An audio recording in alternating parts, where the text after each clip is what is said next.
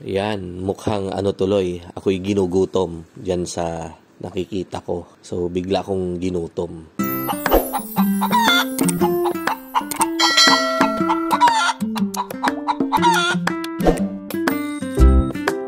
So, good day po sa inyong lahat. Welcome na naman sa another episode ng ating vlog na kung saan ang nakikita nyo po ngayon ay tungkol naman po sa pagsagot sa katanungan kung ano daw ba yung mga putahe na pwedeng iluto gamit ang ating manok na kinal.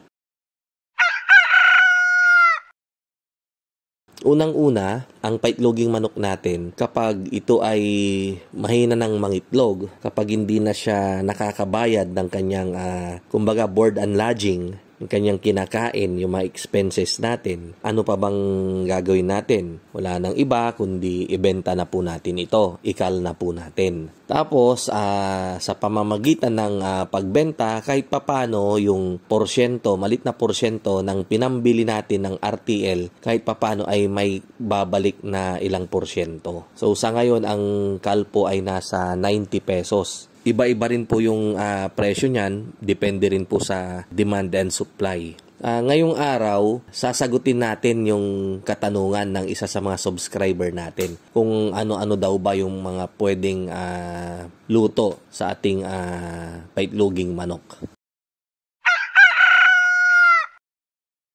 So, number 1 po dyan, yung very common na kapag manok ay pwede natin siyang itinola. Igigisa po natin siya sa bawang, sibuyas, luya, tapos ihulog natin yung manok, and then lagyan natin siya ng asin, bitchin, tapos dahon ng malunggay, at saka papaya, tapos dahon ng sili. So, meron na po tayong isang masarap na tinola. Pero ang paborito ko pong lutuin pagdating sa paitloging manok natin, yun pong tinatawag na pinatisang manok. Yun pong pinatisang manok ay parang tinola din po siya, kaya lang medyo dry siya. And then, ang pagkakaiba lang niya, meron siyang gatas na sahog, yung evaporated na milk, yung malasaw. And then, meron din siyang yung star margarine.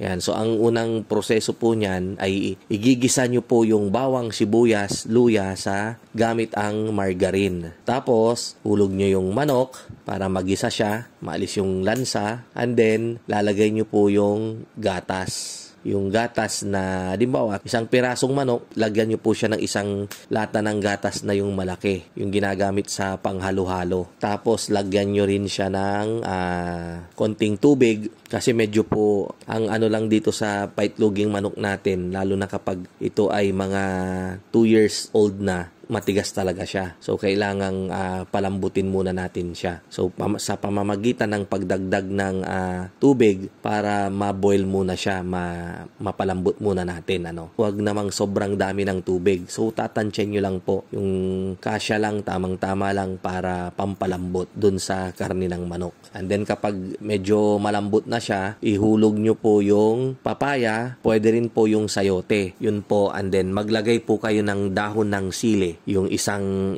tali. And then, timplahan nyo po siya ng patis. Yung patis po na ilalagay ninyo ay depende po sa timpla nyo. Depende po sa panlasa. Kapag masyadong marami, magiging maalat po siya. Kung sobrang konti naman, magiging matabang po siya. So, dapat po, yung malasahan po ninyo, yung patis. Lalo na kapag yung patis namin dito sa Pangasinan, yung Lingayen, naku po, napakasarap. Ayan, napakabango. Tapos, lagyan nyo rin po siya ng paminta at saka bitchin or magic sarap. Tapos siya, yung medyo, yung kanyang sauce ay creamy. Ayan, subukan nyo pong gawin yan. So, sigurado po magugustuhan nyo.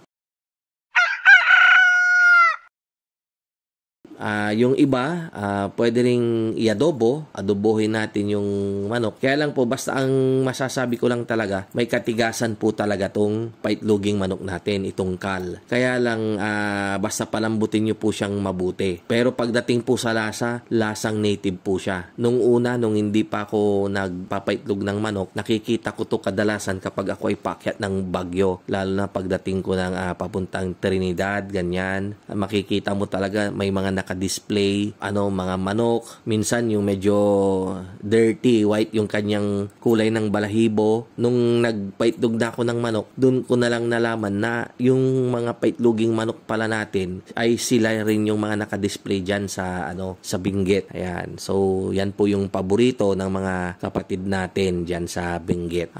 Ito ay kanilang niluluto as pinikpikan. Ayan. So, napakasarap po. So, palambutin nyo lang pong mabuti kung meron kayong pressure cooker ay mas maganda para ito po ay malambot. Sana nabigyan ko na naman kayo ng another idea pagdating po sa paitloging manok. Medyo ginutom na po ako kaya tara, kain na po tayo. Kita-kita po tayo sa mga susunod nating video. Maraming salamat po. God bless and mabuhay po tayong lahat.